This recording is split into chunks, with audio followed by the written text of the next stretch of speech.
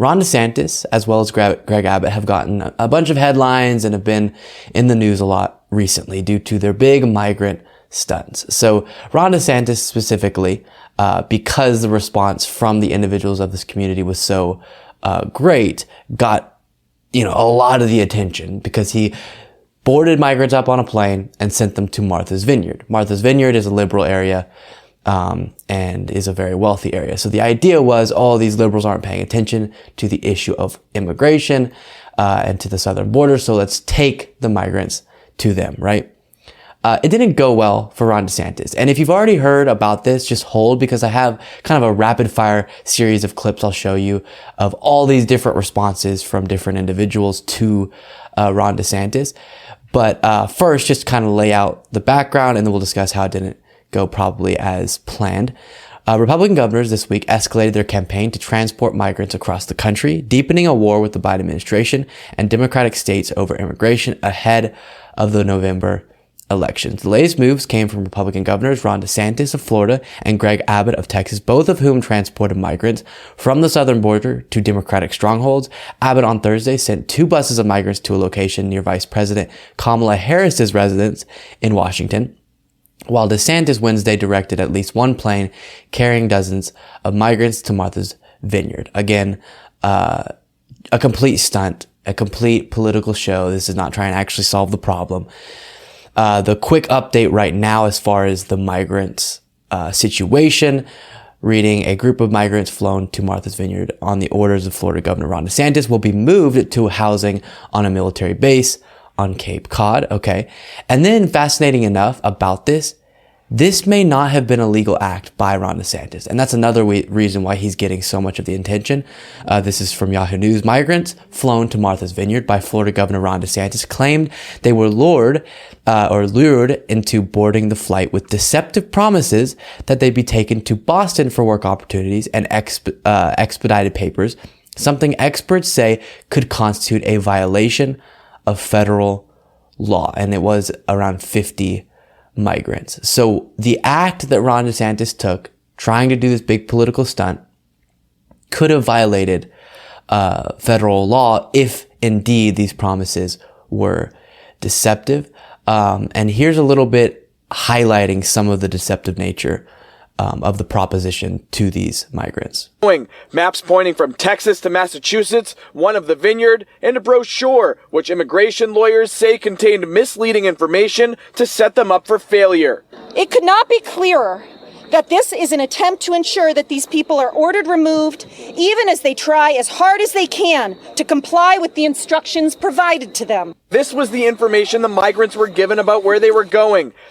So, how gross is that? You're trying to use these individuals as a political stunt, and in the process setting them up for failure, trying to make it where they can't get to their ultimate goal or can't go through the legal process properly. It's just so gross.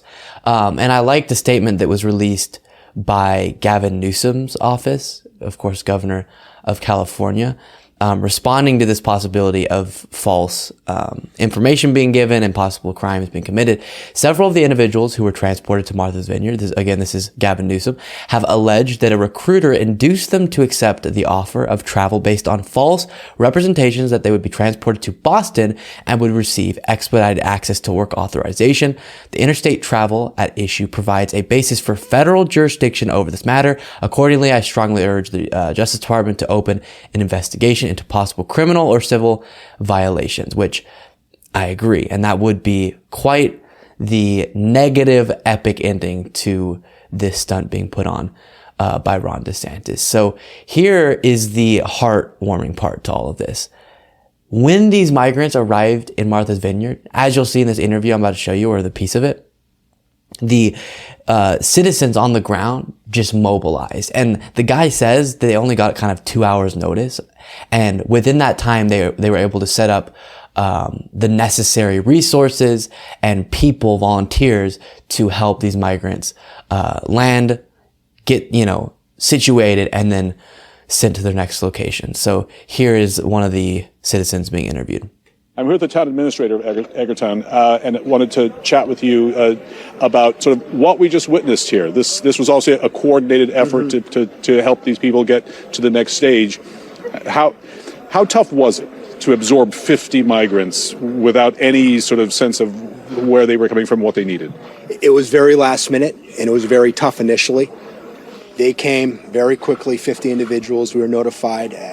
Within 2 or 3 hours, we had this set up. The outpour by the community, the graciousness with regard to food, clothes. Within the first 12 hours, it became so enormous we had to tell them, just cease, stop. We have too many supplies, too many gifts, too many donations. There's been tens of thousands of dollars donated. The outpour was tremendous, and it showed a lot from the island community. So that is really cool, because the whole idea behind this stunt is we're going to take migrants. And again, we're not trying to solve the problem, because they spent millions of dollars, or they have millions of dollars allocated to doing this type of relocation.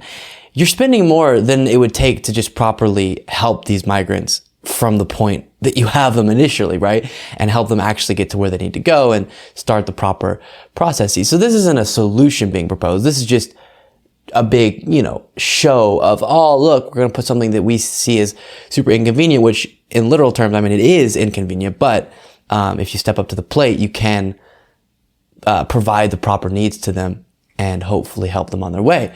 And so I've really liked the fact that it didn't at all, put these people on their heels, those of Martha's Vineyard, and they didn't freak out or anything. It was, okay, send them our way. We're going to help out as effectively as we can. And so much outpouring happened that they had to tell people to stop sending resources, which is great.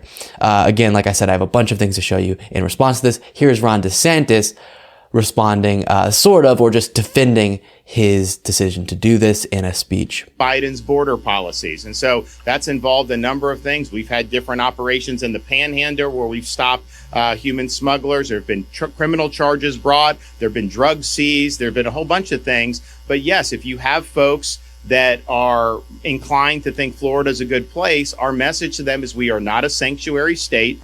And it's better to be able to go to a sanctuary jurisdiction. And yes, we will help facilitate that transport for you to be able to go to greener pastures.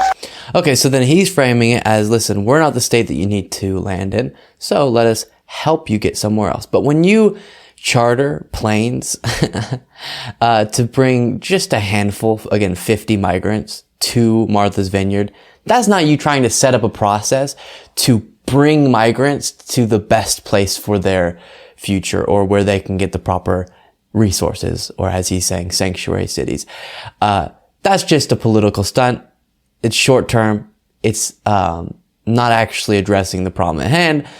And if you wanted to coordinate with governors of other states, I'm sure there'd be a situation where you could figure out an arrangement where cities who have more capacity can help deal with this, and help people, set up their future properly, and bring them on their next steps in that process, in the legal process. But that's not what Ron DeSantis was trying to do. Here is Biden criticizing Ron DeSantis' decision to do this.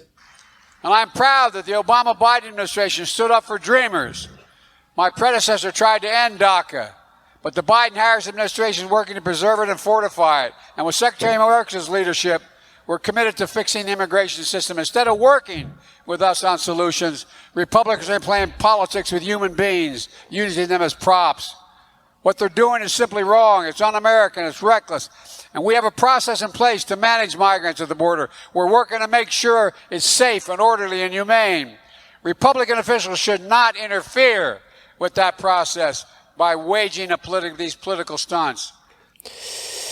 Fair enough. I do think making it clear that you are also recognizing the need for us to improve our process so that people have an ability to legally and safely enter the country is important when talking about this, because the issue of immigration does help Republicans politically sometimes whenever they do all this fear mongering, and our message has to be the Republican Party is incredibly dehumanizing to individuals trying to come into the United States, to immigrants, to migrants, all those things. But we also not just condemn them for that, we also have a better plan to set up a situation where we don't have to see any level of logistical chaos, at different points on the border or in allowing people to go through our legal process. Because right now it is incredibly inefficient, and it does drive people to often pursue the non-legal way, which we would not want. That's not the preference at all. Here is Beto O'Rourke responding to this. Sending these migrants to D.C., to Chicago, to New York, now to the vice president's house, isn't doing anything for them. It's not doing anything for us. It's not addressing the underlying challenge that we have in terms of our immigration system. Absolutely correct. I can't show it because these late night shows are really touchy on copywriting you, but I would encourage you to go watch the full interview. Beto O'Rourke appeared on Jimmy Kimmel, and just really at all watch Beto O'Rourke talking about the issue of immigration, because he does well what I was saying, where you are able to be uber clear that these people we're talking about, the vast majority of them are just trying, oftentimes with a kid, or trying to meet people who already live in America who are their family members. They're trying to make a better life. They're trying to pursue the best thing for them. And they aren't these scary figures that the right depicts. And then also on top of that, we understand our system is not working the way that it should, and we do need to improve it, and we do need to fix that. Of course, I don't think shying away from the issue completely is the right way forward as a liberal or, progressive. Here's Hillary Clinton. Some politicians would rather not only have an issue, but exacerbate it to the extent of literally human trafficking, as you said. And so many other Americans, I happen to believe still the majority of Americans, are good-hearted and generous. And when people end up on their doorstep in need, they're going to respond. They're going to feed them and house them. And the kids in the AP Spanish class are going to be let out of high school so they could go and translate. That's the kind of American spirit that we try to celebrate at the Clinton Global Initiative. Let's roll up our sleeves. Okay, I don't know if it's because it's really loud in my ear or what, but the paper shuffling in the background of this is making me get so angry. I'm sorry. Get things done. Because, Joe, it is so clear that despite efforts, and when I was in the Senate, I think probably when you were in Congress, there was a lot of talk about immigration reform, and we kept trying to get close. And in fact, the Senate, when I was there, we passed a bill to actually... Okay, we'll cut her off there. She called it human trafficking, which is pretty stark language. And then, just to give a little bit of a fair shake to the other side, here's Fox News celebrating these stunts. It's true. All right, it's 6:03 here on the East Coast, and the Biden administration is Just to be clear, I'm going to say this now, because I know at some point I'll have it brought up to me. I'm not all against political stunts generally. Do what you got to do. If it's a political stunt and it's effective, cool. So in a way, I do think this is effective for the people who want to see this type of behavior from their leadership. But the reason why I don't like this political stunt is because it's not at all highlighting a real solution that you're trying to put forth. It's not calling out some horrible part of the other side or anything like that. And I guess stunt does make it kind of allude to the series of descriptions I just said. But doing big, political shows to try to make a point can be fine. It can prove a point. We saw Cori Bush sitting out protesting on the Capitol, sleeping on the steps of the Capitol, protesting the lapse in eviction moratorium that was about to happen, and that ended up working temporarily. So things like that can be great. I'm not saying, anytime someone does a big public show, yes, politics is much about publicity, aesthetic, all that type of stuff. That's fine. I just think this one was stupid. To meet today. And it's using people's lives as the stunt, if that makes sense. They're going to discuss litigation after dozens of migrants are flown onto Martha's Vineyard. Yeah, that got a lot of people's attention. But Governors Ron DeSantis and Greg Abbott are defending their move to fly migrants to the ritzy sanctuary communities and move busloads right to Kamala Harris's, the vice president's doorstep. It's genius. Griff Jenkins joins us right now. Hey, Griff, what an epic day yesterday. He called it genius and an epic day. Wow. That's what he saw. That's pretty crazy. And then just to wrap up this segment, here is the migrants after they got taken care of temporarily at Martha's Vineyard, being hugged and celebrated as they're leaving, going to the military base to be housed.